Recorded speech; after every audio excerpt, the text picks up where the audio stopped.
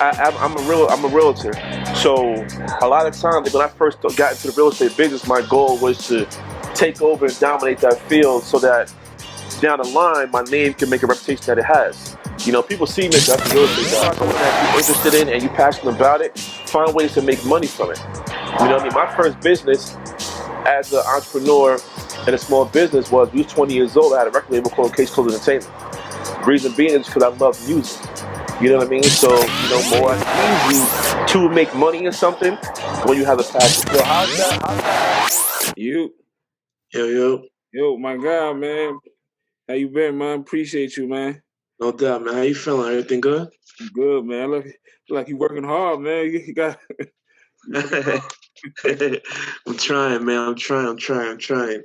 First and foremost, man, I want to even thank you for even accepting this. You know what I mean? I kind of seen a lot of things you've been doing over the years and stuff like that, and definitely much respect and congratulations to you, bro, for real. Nah, man, I appreciate you having me, man. It's an honor. I appreciate it. Yeah, definitely. So we're gonna get this started. I know you looking tired. I know you hard working and all that. Now let's get it, man. I'm here. No doubt. Welcome to About That Action. I'm your host, Will, and I interview individuals that's coming upon their greatness or who are already successful, that comes from humble beginnings and knows what it takes to be successful. And it's because of action. Because of this one, I have Michael Lavan right here, real estate, on his way to be guru. Right. Soon, man. Soon come. I appreciate you having me, man. I really do. Thank you for allowing me to be here. Definitely. Just quick, can you just? I know I said their name. Can you just give your name and talk a little bit about your upbringing, just a little bit? Yeah. So I'm Michael Lavan, a realtor. I started doing real estate as part of being a real estate agent 5 years ago.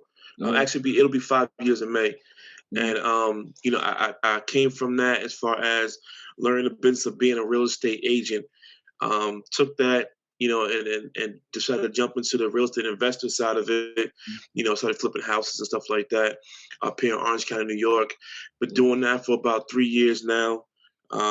I've rehabbed and sold over 10 or 12 properties in that short period of time. So I'm pretty experienced at that. Took that from there, developed my own contracting company and real estate management company. So I'm trying to pretty much just hit all angles of real estate without having to need nobody else to make things happen for me. Right. So when this, I guess, this entrepreneurial real estate journey, when do you realize it was for you? You know what? Honestly, I didn't even realize it was for me, man. That's my mother. Because I used to work, as you know, in a juvenile jail where I'm at, and then I was out of work for a little bit. So when you working and you getting that overtime money, you get used to a certain lifestyle. You know what I mean? Like you get used to I'm gonna get a couple of extra hours in here and there, make more money than what my base salary was. But when you're out of work, that money's not the same. So I wound up doing like a little sales job, a part-time sales job on the side to compensate the income. So my mother came up with the idea, was like, listen, like if you don't mind doing sales, you might as well look into the highest level of sales, which is real estate. You know what I mean? So I was like, all right. So just off the whim one day, I was driving and I drove past this real estate office and I just let me just go inside and see what's going on here. And I sat down with the manager. She was cool and she passed me a commission check, was like, yo, this is what you could make off of selling one house. So I was like, oh. How much that commission check would it look like when she showed you that? I forgot, man. I know it was over like 4,000. It was over 4,000, and I was just like, off of one house, and she was like, "Yep." You know what I'm saying? So I knew my money was like at that point in time with my other jobs. Listen, if I could sell, 15 or 20 of these, I'll be straight. So, I got the information, took the course, passed the course. And then from there, got licensed as far as being a realtor in New York. And, went back to the lady like, yo, I got licensed. I'm ready to go. She was like, all right, cool. And then from there, I just took off. But it was really my mother's idea. My mother who put the idea in my mind as far as getting into real estate business, because previous to that, I had no interest in it, honestly. So I guess, so you're saying she saw something. Do you feel like it was a natural progression? what's natural about it for me is I kind of feel like as if I'm a cool collective guy, so I get along with people very easily. Mm-hmm. And that's all being a realtor is being able to like people to be comfortable with you, because that's the first step in, a person buying or selling their home is whatever realtor they hire, they want to be comfortable with them. So for me, like I vibe well with people. I don't really put no pressure on nobody to do nothing that they don't want to do. So when I started getting in the field, even though I didn't know like the logistics and the ins and outs of like being a great real estate agent, I knew who I was and I knew how my personality was, and it was easy for people to attract themselves to me. Right, and I know from the beginning when I was we worked in the same place. I know that you was like doing other stuff. I know you was hustling other ways. Like I know you had a label, a record label, and stuff like that. Yeah, so we was doing I was doing comedy shows and parties. Right. Promoting and everything like that. You know what I mean? Like I had the record label a long time ago, but I was doing mixtapes, parties, comedy shows. Like I was just always trying to be in a money mix, and that right there was good because when I jumped into the real estate, I had gained such a strong following from the promotion side that now being a realtor was like, oh, he doing this now, and it was like, yo, I need a house, I need an apartment. What can you do for me? So it's easy for me to like flip over the hustle into a whole different scheme because I already had a following. So do you think that kind of set you up in a way? Well, made it a smooth transition. It made it smoother because, like I said, I had a great amount of people who was following what I was doing. So, because with real estate, one thing about real estate is like, is you only make money being in front of people. Right. If you don't got no clientele, you're not showing or buying or selling no houses. You know what I mean? So with me already having that following and knowing a lot of people, when I announced to everybody I'm a real estate agent now, they was already comfortable with me as a person. It's like, he cool. So if you need something in real estate, give me a call. And that's what happened. A lot of people that I knew from previous dealings of throwing parties, doing comedy shows, playing basketball, whatever, it was just like, all right, listen, I know you're a good guy, and I'd rather deal with you than somebody who I don't know. So I need help with, buying a house or selling a house or renting a house. They was coming to me, and that's how I was kind of getting my feet wet. Right. So right now you strictly you flip and you do real estate. Yeah, that's my main thing. Like I got a couple of rentals. I like flipping houses. I'm still a real estate agent. I actually own my own contracting company now. So like I help people as far as doing renovations to their properties, stuff like that. And then I own a property management company as well on the real estate side of it. I got a couple of other businesses. I own some vending machines. I wrote some books. I actually wrote 2 books. My own business on real estate, one business on entrepreneurship. And yeah, that's it right now. Nah, man, it's a lot, man. It came a long way, man. Yeah. Right. Let me. How does it? What's the steps to I guess purchasing like your first investment property? So to purchase an investment, my first step in anything, whether it's an investment, buying a house, selling a house, renting a house, is make the decision. Mm-hmm. Make the decision, man. Like once you make and you stick to the decision that you want to do something, do it. You know what I mean? Because as people, sometimes like we get caught in like talking about it, we're not really being about it. So I always tell people, make the decision, and you make the decision. Then from there, you can drive forward with it. But after that, as far as an investment, I would say honestly the key to get into the investment game after you make a decision is just honestly sitting down with someone and figuring out the ropes, because there's so many ways you can go about it. Like people like, I didn't have the money. You do, which is great, but you may not, because if you have good credit, then there's ways you can find the money. You know what I mean? You can go to the bank and get lines of credit to personal loans and stuff like that. And now you're leveraging your credit and your income to get money to fund your properties. Right. You know what I mean? Like I put my man onto it, and we sat down one day and he was like, yo, I'm going to get into flipping houses with you. I'm like, all right, cool. You're my man. That's not an issue. I'm like, what you're going to do is you're going to go to the bank tomorrow and tell them you want to apply for a line of credit. I'm like, in 20 minutes, you're going to leave about $30,000 in an account. Mm-hmm. And he did it, you know, and it was just like leveraging his credit. You know what I mean? He took that money and bought his first investment, and then he been building, you know, equity from there. So do you, with something like that, do you have to have like a good credit score? Now you gotta have the higher credit score, the more you're gonna get. So say for instance you apply for the max. Say the max is 30,000. Mm-hmm. So you apply for the max, but your credit isn't really the best and your income isn't really that high. They might counter offer you and say, we can't give you 30, we'll give you 20. Okay. You know, but you're still starting somewhere. You know what I mean? And then once you get your credit up even higher, you go back to that bank and say, listen, now my credit is up higher. I want to get that other 10,000. It'll give it to you, but you'll get something rather than nothing. Okay. Okay. What do you? So you think out of 500, if you get a 500 credit score, you're not. Nah, you somehow You gotta be in a 6. Yeah. I'm not even gonna lie to you, man. Like, and respect them, why you got a 500, but nah, you want to be at least 600 or better, and then go up in there and see what they can do for you. So definitely those with those credit score need to work on your credit first, right? And try to get it up. But I like that you said like a lot of times. Sometimes our people we do a lot of talking, and we not taking no type of action to actual get things done. We talk.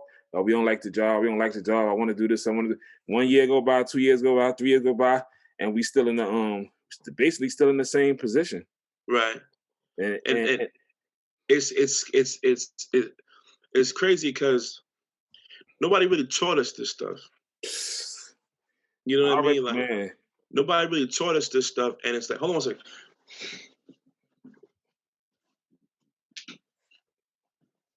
Sorry, nobody really taught us this stuff. Like, and like I was having a conversation with someone like a couple weeks ago, and I said, you know, the problem, not the problem, but how life goes is for our culture, is we follow what the masses say, but the masses sometimes ain't really like who they should be. Mm-hmm. So I was telling somebody, like, truth be told, investing in real estate or stocks and that became cool for our culture once rappers started talking about it. Right. You know what I mean? Like once Jay-Z started speaking like on that 444 album, you know what I mean? Or the song he did with Meek with what's doing him, Meek, Rick Ross, what's free? You know what I mean? Like, so and then Nipsey got his soul, like, you know, he was speaking on a lot of, like, you know what I mean, economic politics, stuff like that. But then it was just like, oh yeah, now I wanna do this and wanna do that. You know, but we didn't grow up with that information.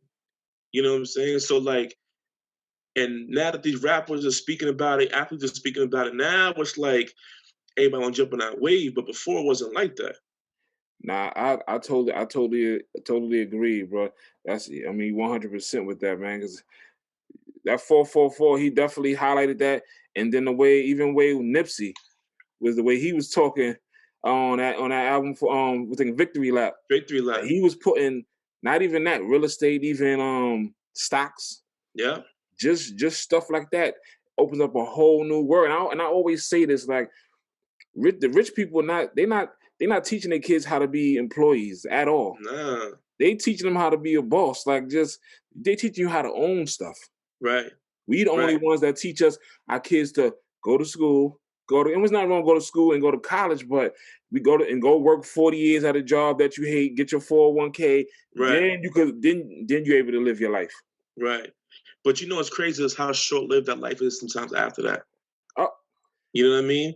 How many people retire at 65 and die at 70?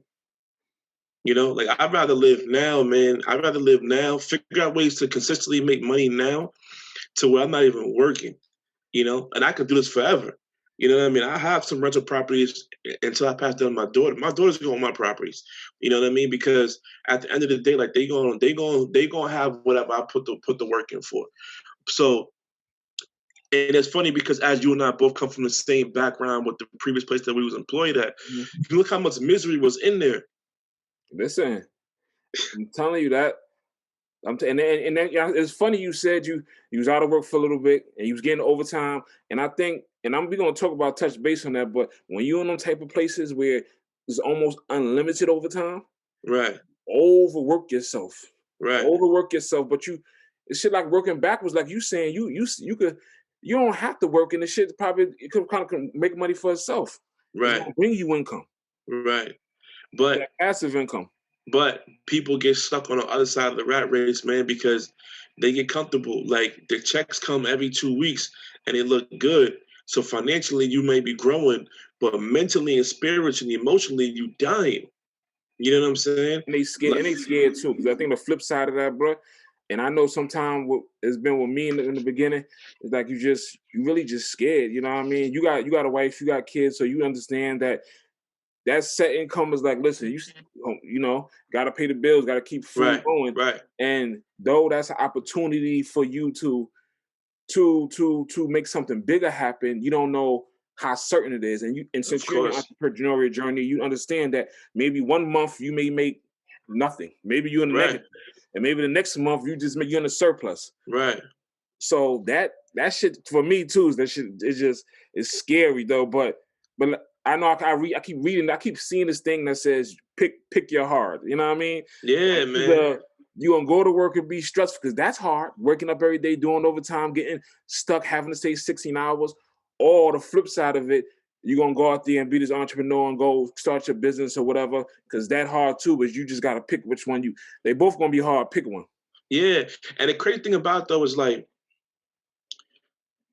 people don't understand like the pressure you have as an entrepreneur. Like I put it in my book that I just released, Entrepreneur Overdrive Fees. It's like the pressure that you have of being an entrepreneur, because at the end of the day, ain't nothing guaranteed for you. Mm-hmm. You know what I'm saying? Ain't nothing guaranteed for you. But one thing I can tell you that is guaranteed is that I'ma always bet on myself. I'ma always bet on myself, bro. I'ma always trust my hustle. I'ma always believe in my grind. You know what I'm saying? Like the pandemic happened last year. Real estate was slow for 2 months. So instead of me sitting around and sulking and being like, yo, I gotta get a job, yada yada yada, I said, nah. I started a new business. I brought 3 or 4 vending machines. Got that residual income coming. I wrote my second book. You know what I mean? Released that, self-published it myself.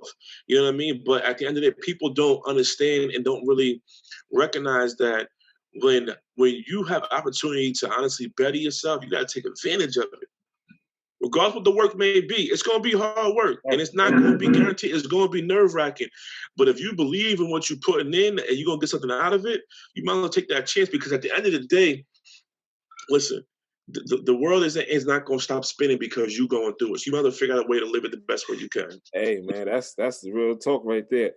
How do you manage the different things and the businesses you got going on? That's the hard part. You know, but every day calls for something different. So like with being a real estate agent, I'm not, you know, always with clients every day. Mm-hmm. You know what I mean? So when I have those appointments with those clients, you know, that takes a majority of one day, but then the next day, you know, I might go look at some properties for my investment company. You know what I mean? Or if I'm working on the property and I'm fixing to flip it, my guys are in there working, I don't need to be there every day. You know, so maybe the next day after that, instead of me being a real estate agent or a real estate investor, I'll go check on my vending machines and make sure they doing good. They don't need to be restocked and stuff like that. So, you know, every day calls something different, but it does call for a lot. You know what I mean? I got good partner. My partner Moore is extremely helpful in the real estate side of it, and then also too, like, you know, if I ever need like anything as far as with the vending machines, I actually gave one of my vending machines to my oldest daughter. You know, she came from college. I want her to kind of have something where she learns how to manage money and run her own business. You know what I mean? So she's been doing exceptionally well with that. And then my youngest daughter, she has her Kingdom machines and stuff. So it's just like you balance out your schedule, but you just understand that every day calls for something. Nah, that's definitely dope. Do you think, are you ever too old to pursue your passion or change your profession? Man. Nah, you just got to be responsible with it, though. That's the difference. That's a great question too, by the way. You got to be responsible with it. So you're never too old to pursue your passion, but you got to make sure whatever that you're doing and the point that you are in your life is going to make sense. You know what I mean? Like, don't get me wrong, nothing against nobody that does it, but I don't believe in being 40 years old and trying to become a rapper. You know what I mean? Because it's just like, bruh, you know, like, you know, that market's not going to call for that. It's a young man game. It's always been. It's always been. Exactly. It really has. It's even younger nowadays too, because of the way that these labels and stuff work. But if you look at him to get into real estate or get into becoming an entrepreneur, you can't be too old for it. Just balance it out. Like, I had nothing against people who are entrepreneurs and have 9 to 5s. I think that's a great balance. Because you get the guaranteed money, but also don't forget to put the time into what your dream is. And then, when you're ready to go, then you go. You know what I mean? But you never told to pursue your passion. Just be responsible with it. But I think the issue that always happens when you're an entrepreneur, you have a 9 to 5, is that the issue comes with when you have to stay an extra 8, or they're forced when you got something going on in your aunt. So when do you stop that? When do you say enough is enough? Like, listen. Yeah, I did it, brother. And the thing about it, though, is what I did was, so people don't understand, remember, is my real estate course, I did it online, right? When I was in that building and I was getting, whether it was 8 or 16-hour days, brother, I was studying for real estate. You know what I mean? While the kids was in class or the units or whatever, I was on the computer taking my course, because at the end of the day, like, if y'all gonna keep me here, I'm gonna still take care of my business. You know what I mean? And it's the same way wherever you at. Like, ain't nothing wrong with bringing in a book and reading up on your craft. Right, that's true. Regardless of where you at, where you could be at work, you could be at an airport, whatever. You know what I mean? Still always build yourself up, wherever, regardless of the situation or the circumstances. It can't stop the hustle. Was there any type of how were you able to silence the noise when leaving? That's just OCFS. How were you able to silence it? Was there any, I guess, going back and forth in your head with it? It was, you know what it was. So when I went back to work, after I got my license, I kind of got used, and I saw my life was gonna be like outside of there. That when I had to go, you know what I'm saying? Like, when I wasn't at work, I'm like, yo, this is cool. I'm not stressed. I'm not tired. I'm not overworked. I'm not physically beat up on. And it was just like, and I was still making good money and living a happier lifestyle. Then I went back in there, and that negativity just started sucking, like, you know what I mean? Like, just pause, like, it just started killing me. So I realized, like, you know what? This ain't it. And like, we couldn't bring our phones inside there. So being a real estate agent, your cell phone is one of the most important components in your business. Right. So I used to go outside of my breaks, see my phone, have, missed call from new clients. That's missing money. So then I had to figure out, like, yo, listen, which money do you want to miss? The money that doesn't make you happy, or the money that can make you happy? Right. So then that's when I just said, you know what? I prayed on it. You know what I mean? Talked to my family about it, my father about it, my father-in-law about it. And it was just like, you know what? I'm going to take this chance and bet on myself. And I did that. And I always knew, like, if things didn't work out with real estate, I could probably go back there. You know what I mean? I was stamped in there anyway, or go do something else. So I had that in the back of my mind, but I never focused on going back, because once you focus on plan B, your plan A will never work. Damn, man. Nigga dropping them gems. That's real talk. That shit just hit me like, damn, you saying what you're saying is right. Do you think it take years to someone's life to change, or can you realistically change your life in 6 months? Yeah, you can take your life in 6 minutes, man. It's mental, though. It's mental. Because, like, once you growth, like, you can't really, you can expect growth, but you don't know what's going to happen. You've never been there before. You know what I mean? Like, I've never been tomorrow, So, but I know mentally, like, if I make a decision on who I want to be and how I want to be, and I stick with that, I'm going to do it. You know what I mean? It's like your life can change within a split second. You got to just mentally get there first, and then physically it happens after. It's like somebody, like, they want to lose weight. They're like, you know what, man? I'm not eating no more fast food tomorrow. So tomorrow it's gonna be fast food. Their life just changed. You know what I'm saying? So, like, it's all about you just making a decision mentally, But I think as far as on the business end of it, as far as like economically, your life can change in 6 months I believe that. Like I've seen people like you ever saw like something on social media be like, yo, shut everything down for 6 months, no social media, no partying, no going out. I truly believe that, yeah. I truly believe if you sit back and you lock in, invest in yourself, watch some podcasts, take some courses and build yourself up, your education up, and whatever you want to do, you can definitely grow from it in a short period of time. But what do you do when, I guess, in this journey when things don't go as planned? Learn from it. It happens a lot. That's a good question. It happens a lot. Things don't go as planned a lot, and I take losses. But I learn from it. Especially in the real estate investing side of it. Like, because I didn't have no mentor as far as being a real estate investor teach me about certain things. I was just taking serious hits and like, damn. But on the next property, I wasn't making those same mistakes. To where now I'm pretty much close to mastering this business, you know what I'm saying? To where I can flip a house with my eyes closed, So when things don't go as planned, man, I just learn from it and keep growing. The hardest part is making sure it doesn't take over you mentally, because losing money is it's a stressful thing, But you got to just stay positive, man, and just stay to the course. What's been a barrier to entry? The what?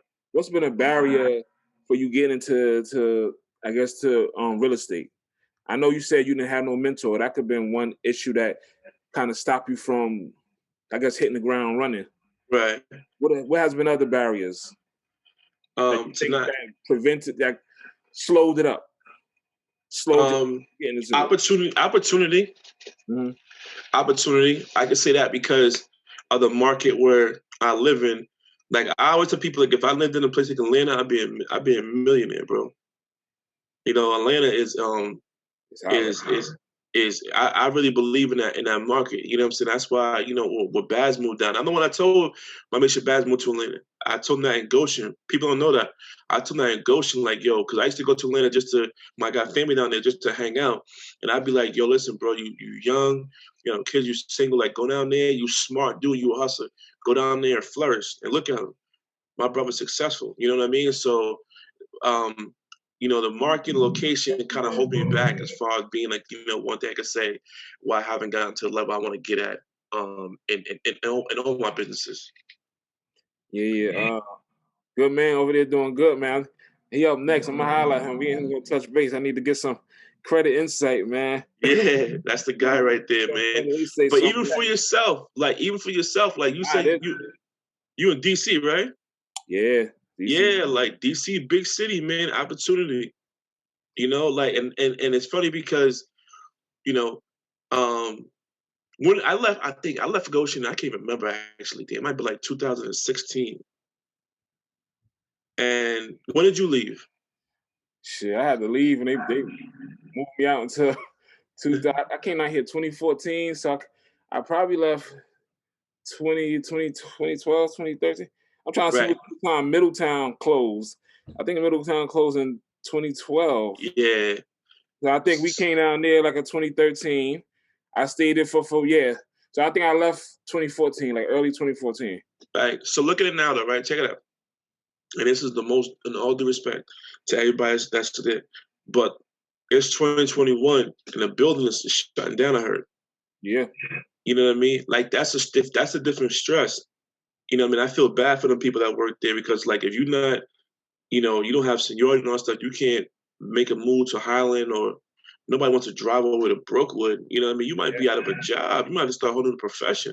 Mm-hmm. That's a different stress. Where you and I and other people who took the chance to bust a move out of there now, like you doing something that you enjoy doing. Yeah. You know what I mean? Like God works in mysterious ways, man. Listen, so the crazy thing, you said that because when I left, I was damn near forced out of Goshen. He just, then I went to Highland. And when I went to Highland, I got caught in a situation that had nothing to do with me, bro. Mm-hmm. Nothing. They put me on leave or whatever for like a whole year. I'm like, I wanted to move anyway. Right. They gonna still pay me, and they said I could. Man, I said, oh, this is my opportunity. Right. Got up out there. And right. They paid me for a whole year. I'm like, I'm not about. I said, it's funny that you said that because he does, man. I looked at that shit as a negative, But it was one of those things where I wanted to go but didn't go, and God was like, "Oh, damn near push me." And that's what sometimes things happen. Like you'll lose something, you have to lose something for. Sometimes we're so afraid to move that we have things something got to be taken from us. You got to get out your comfort zone. That's what it is. He like, you know what? You too comfortable. Let me remove you from this comfort zone and show you how you really should be living your life.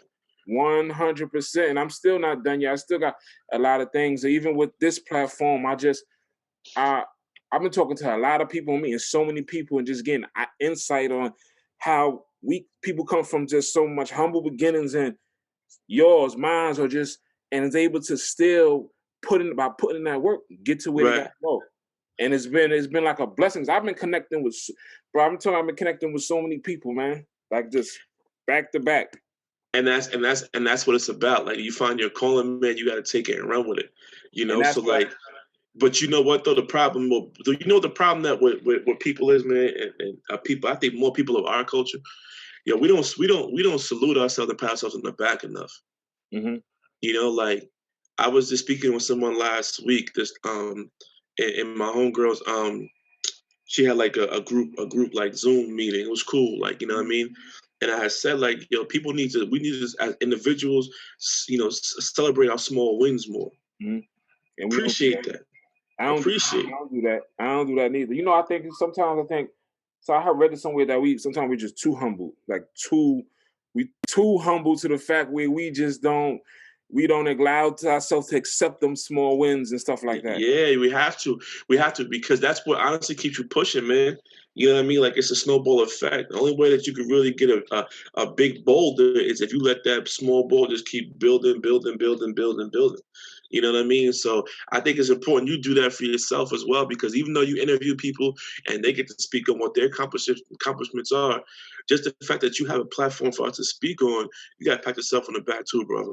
And that's what and that's the thing where I feel about it. And I be getting so much, I get so much ton of information, because truthfully, I really be interested in hearing how people thinking to make that shift to change their whole life. Right. You know what I mean? That shit right there be interesting to me, because you get some people that just be so stuck. They just stuck and they feel like they can't move.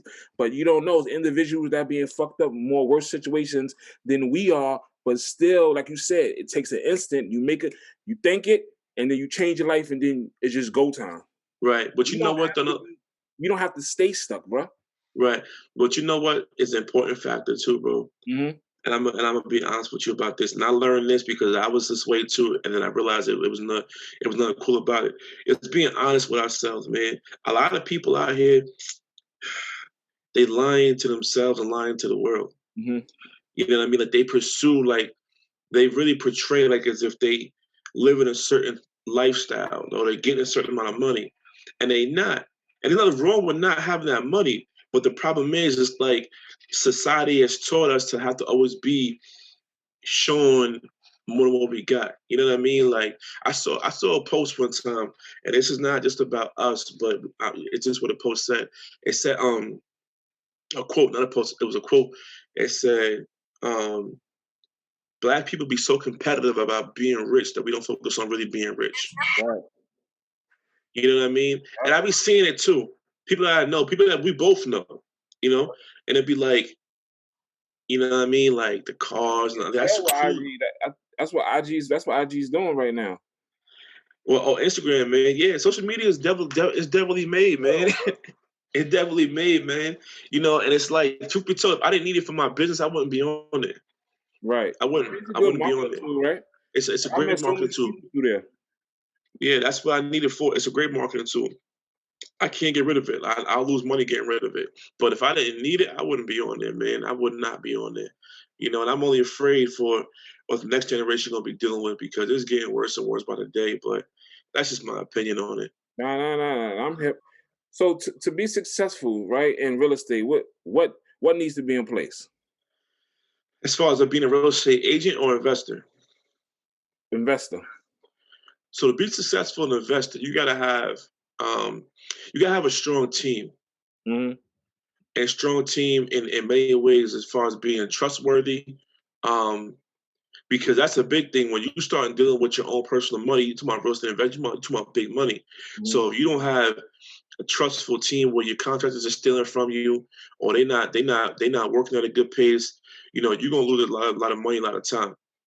Mm-hmm. But if you have a strong team around you where you got a good contractor, you got a good attorney, you got a good realtor, because not all investors are realtors. You know what I mean? You got a good realtor, the interior designer, stager, like everybody plays their part to make the investment and situation go smooth. You can't really go wrong. So I think that's the most important part, is having a strong team, and just having a team in general. Because if you try to do everything yourself, when I first started, I was doing everything myself besides my other partner that I had before. But I was doing it, but majority of stuff I was doing myself. I was going to Home Depot 5 in the morning, brother, getting material, bring material to the property. So when the workers went there, the materials were there for them. Then they calling me, yo, we need more sheetrock, we need more flooring. Now I might be across town showing a house. I gotta rush back to Home Depot again, get more material. You know what I mean? Bring it over to them. It's just like I was doing everything for myself, to where it was like, yo, it's easier to have 10 people doing one job than one person doing 10 jobs. So I started building my team up and just started delegating responsibilities. And now we're on the same page and we're all winning. Right, good. So besides a house, like what are you, I guess, essentially selling when you even real estate, you showing properties? Mm-hmm. What are you essentially selling other than the actual house itself? Selling myself. Mm-hmm. Selling myself. Like, as far as the real estate agent side of me, when I first meet a client, I don't even focus on the house. I focus on selling myself, because if that client feels comfortable with you as their realtor, you got a new client. You're going to close them a property at some point in time.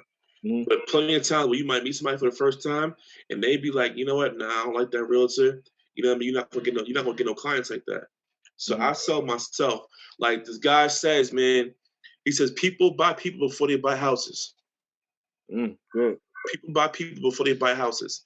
Because if you buying a house, if you selling your house, and you're not comfortable with the real estate agent that you're working with, you're gonna call somebody else tomorrow.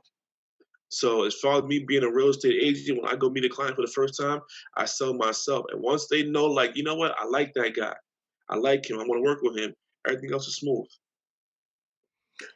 Talk a little bit about your book, I Got the Keys. I love the title, man.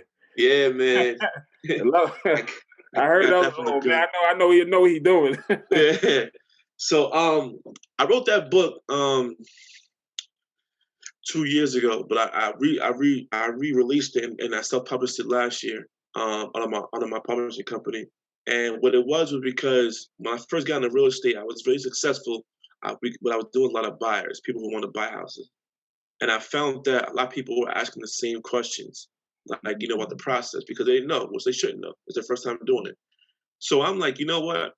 Let me put this on a platform to where before people really get into the field of buying a home, they can get all their questions answered before they even really jump into the market.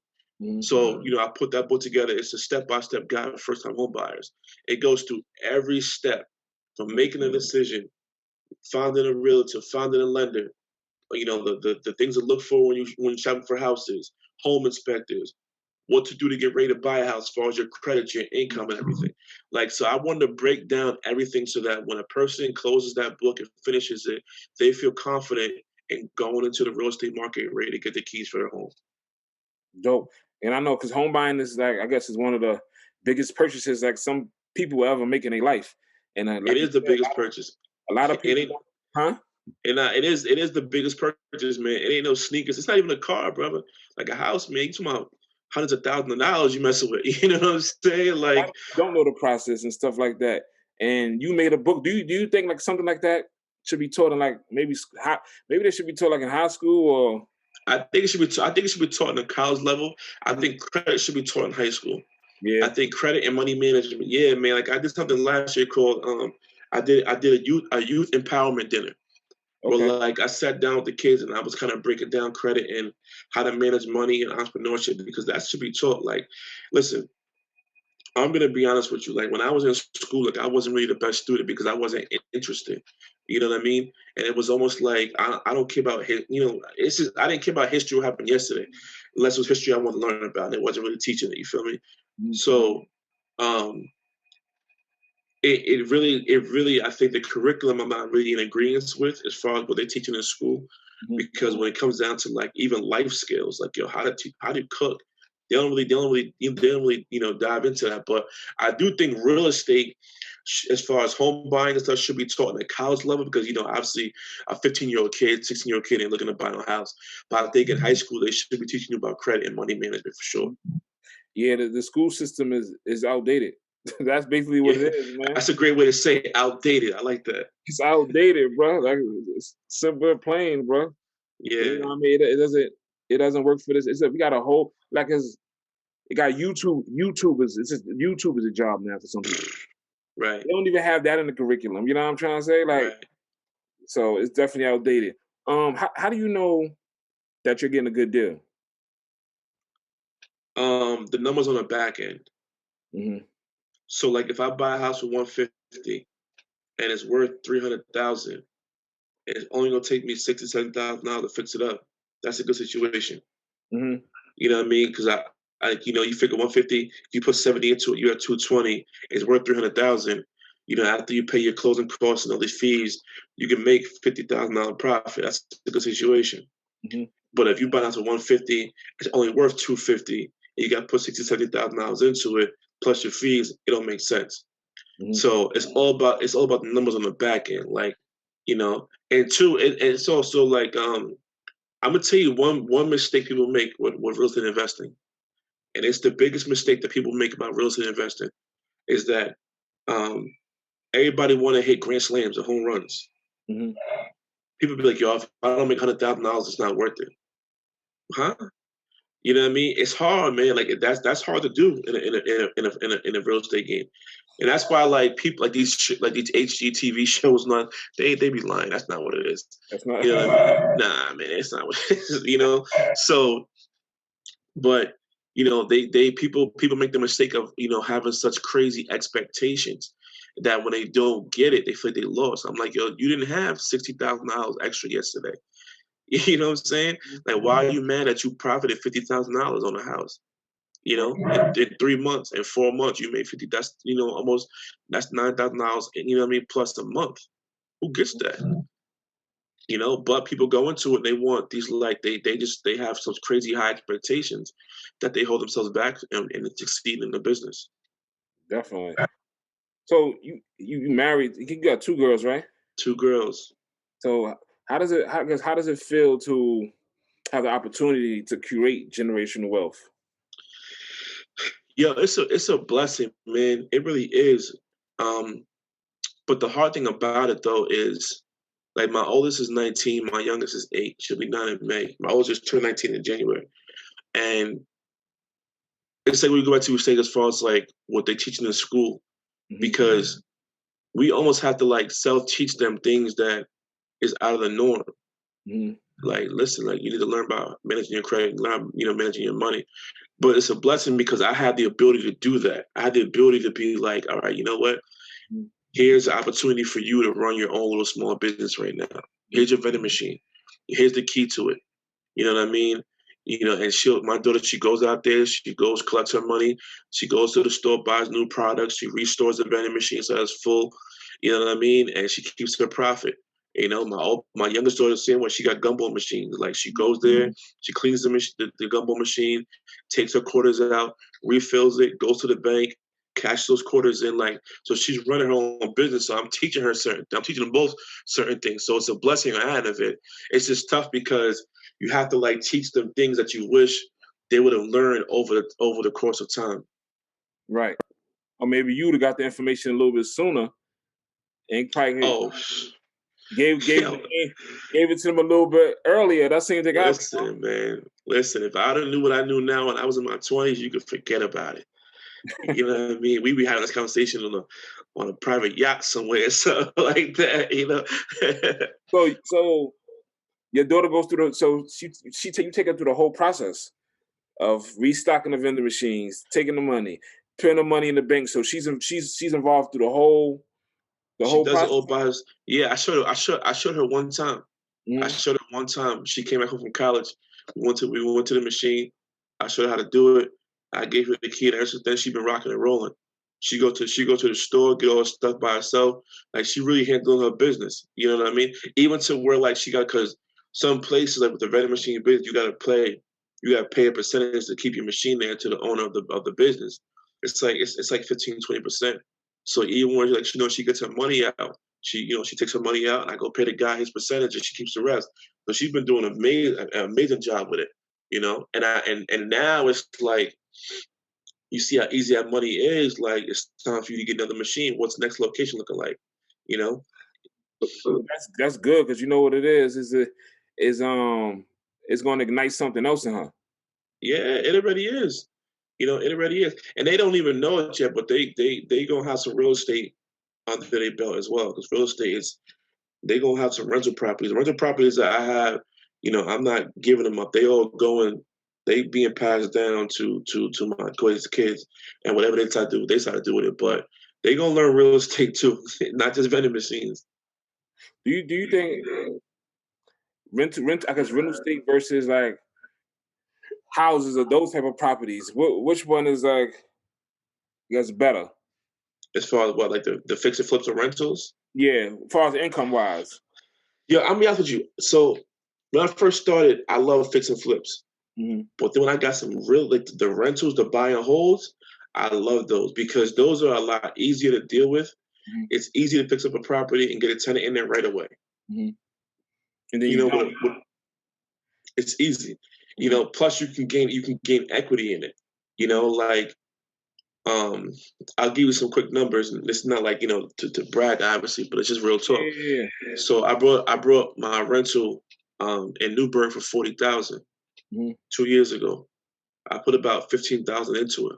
I didn't even really put it. I put the ad up for a tenant on Facebook, like I got a 3-bedroom, 1 bath for rent. $1,500 a month, and my inbox was going crazy. Mm-hmm. I want to see it. Want to see it. Want to see it. Want to see it. I even put the pictures up.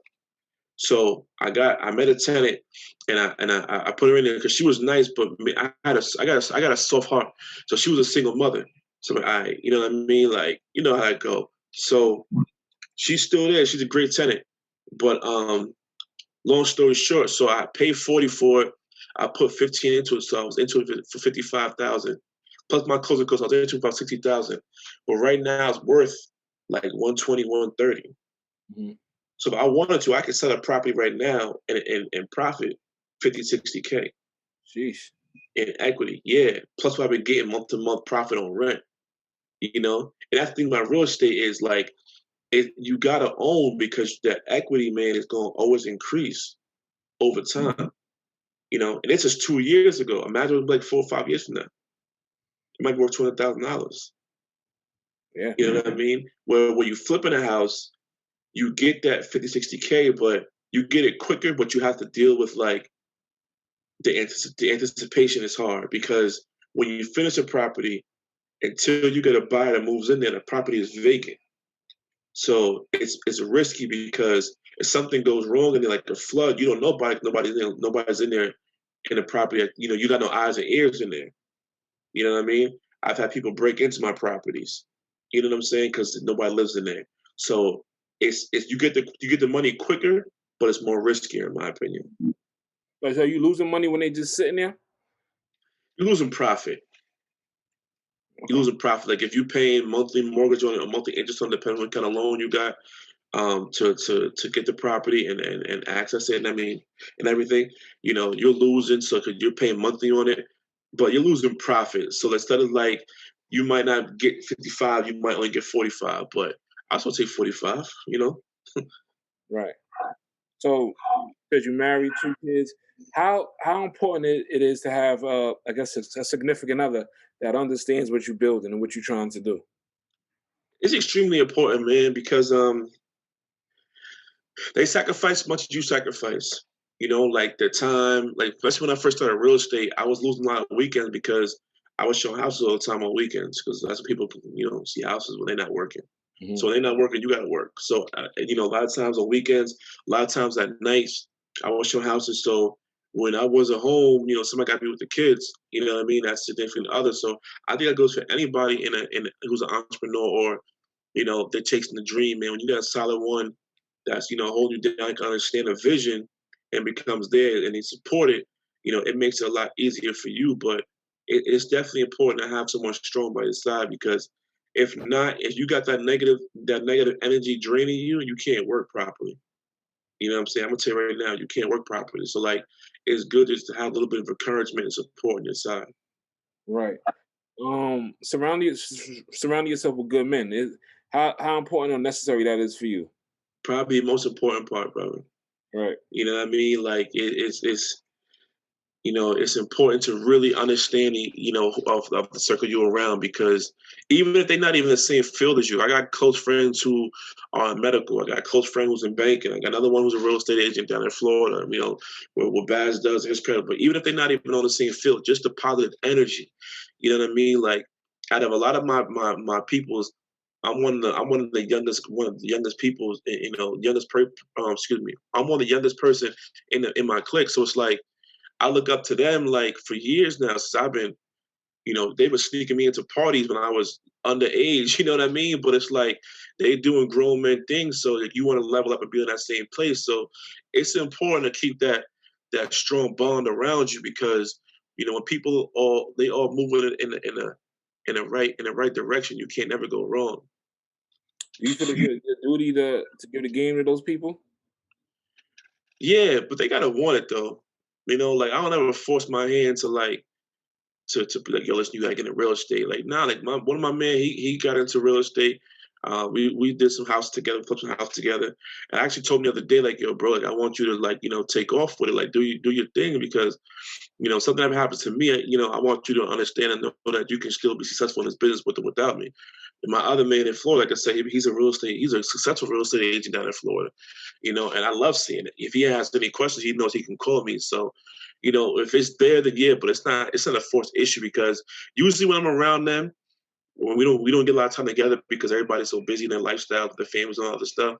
But usually when I'm around them, like, I don't even think about work. That's the time for me just to be mentally free from everything and just enjoy life for a second. Right. Explain the passion over power. Yeah. So my parents gave me the nickname Pop when I was a kid. I don't know where it came from. I heard some stories. But that's my nickname. Like, everybody called. What's that story, man? Nah, they say, listen, this is not my story. I swear to you.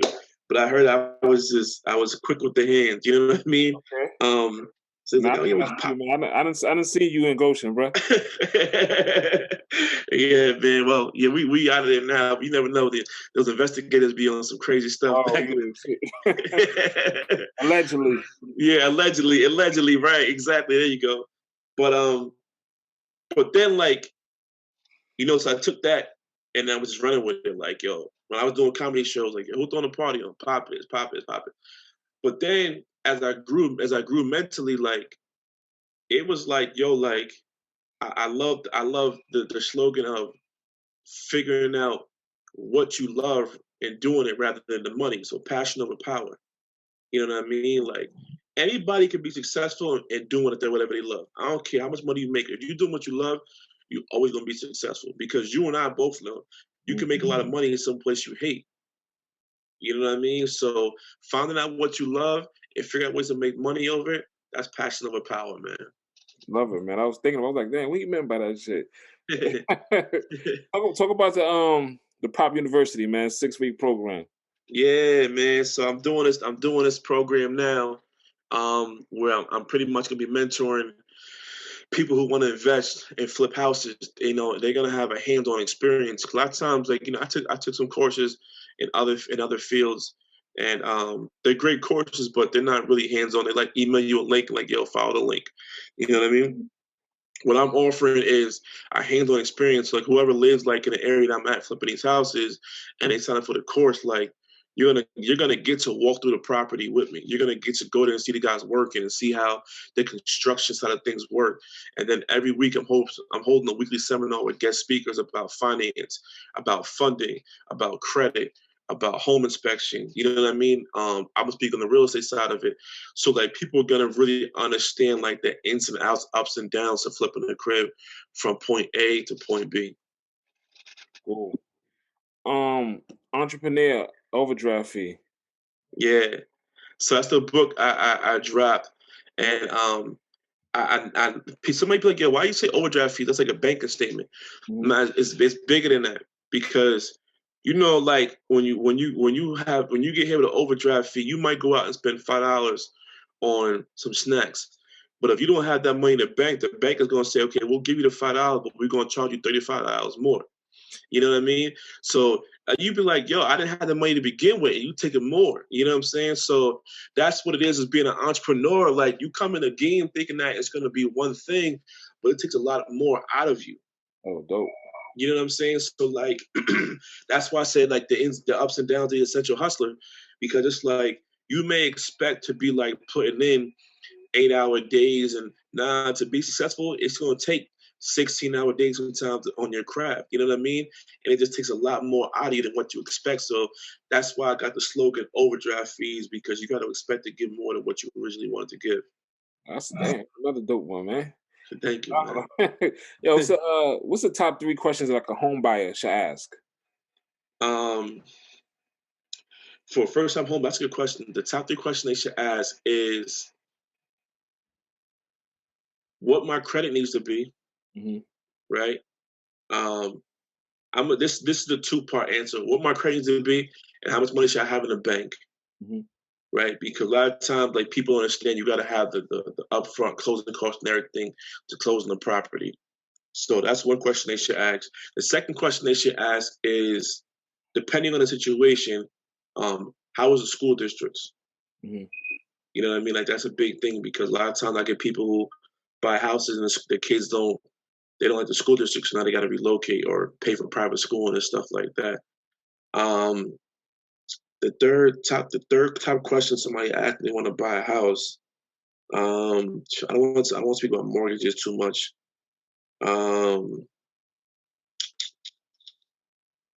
What's the demographic? Mm-hmm.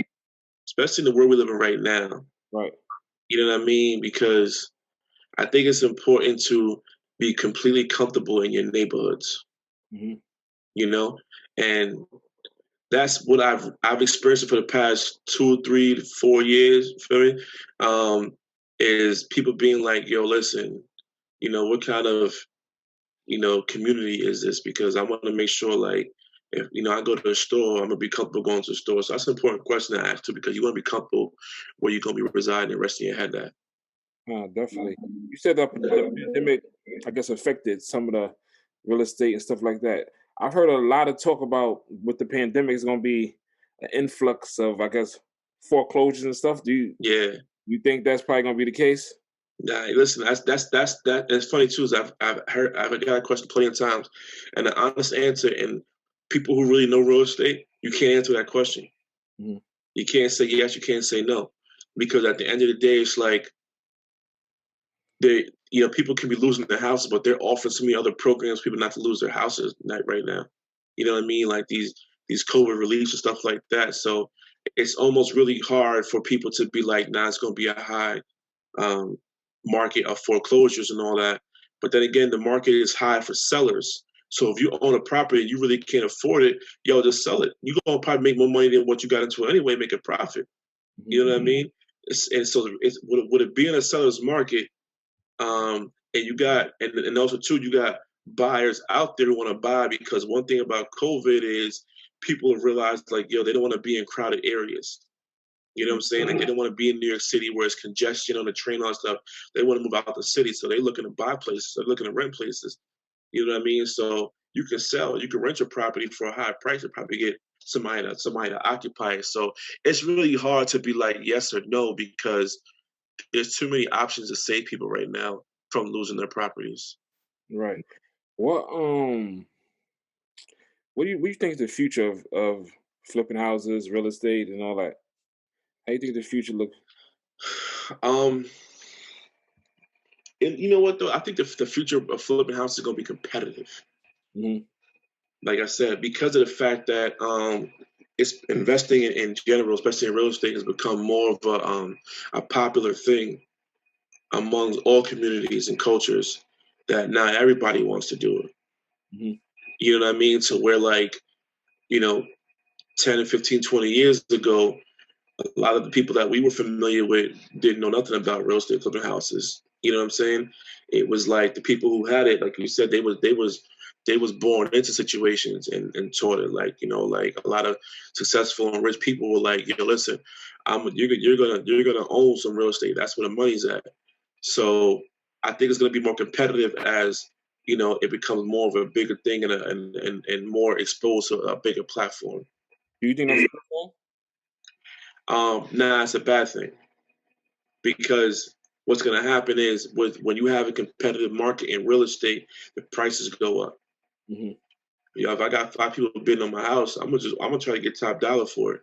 Where before, when it was like a scarcity of people wanting to invest in real estate, you almost had to give a property away to people. Like, I'm not competing with nobody, so I can negotiate you down.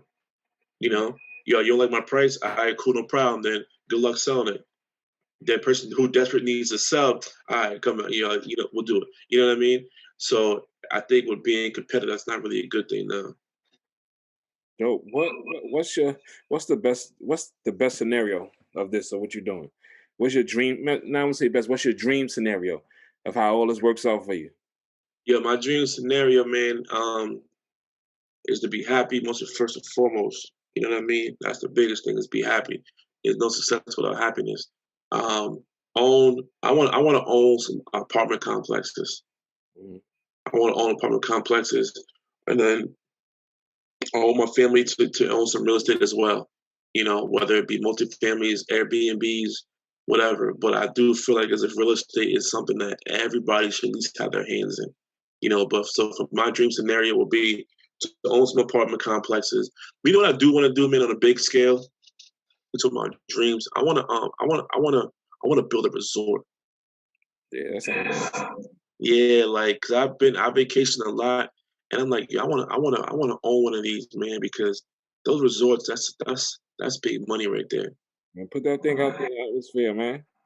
Yeah, that's right. You're right. Out there, manifest, man. You believe in that manifest? That shit for me. I believe in that shit. But how you feel about that? But putting shit out there. Of course, I did it. You know what I mean? Man. We afraid put that resort out there in the atmosphere, Right. bro. Right, that's right. You're right, man. I appreciate it. Talk that shit, bro. Talk that. You know what I mean? Like we talk, just talk that shit. You gonna make it happen, man. You already doing the footwork right now, bro. Right, in due time, man. And Godspeed. You already know. And this is my last question. What's your legacy? Whew. When it's all said and done, years and years and years, you know what I mean? When you talking to your great grands. Yeah, I want them to know me as a good person, man. Like a dude, the guy who took care of his family, continue to spread love to everybody that's around me, and just set the tone of, you know, no matter what happens, man, just follow your heart, follow your passion. That's it. Don't follow the money, follow your heart, follow your passion, and I guarantee you're gonna find the biggest level of success with it.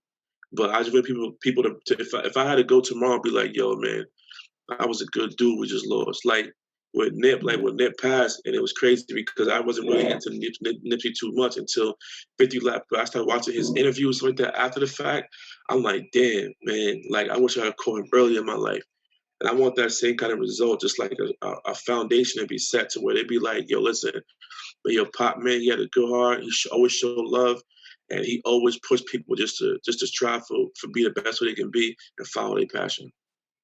Yo, and I said the same thing about Nip too. I was like, damn, bro has so much so much knowledge, and it's just like on some wild, you know what I mean? We can't even keep our greats long enough, man, to just to get that information from.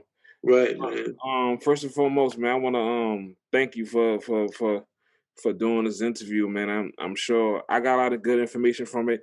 I'm sure a lot of my listeners will get a lot of information from it. Anybody that's listening, you got go cop his book. I Got Keys. It's a entrepreneur overdraft fees.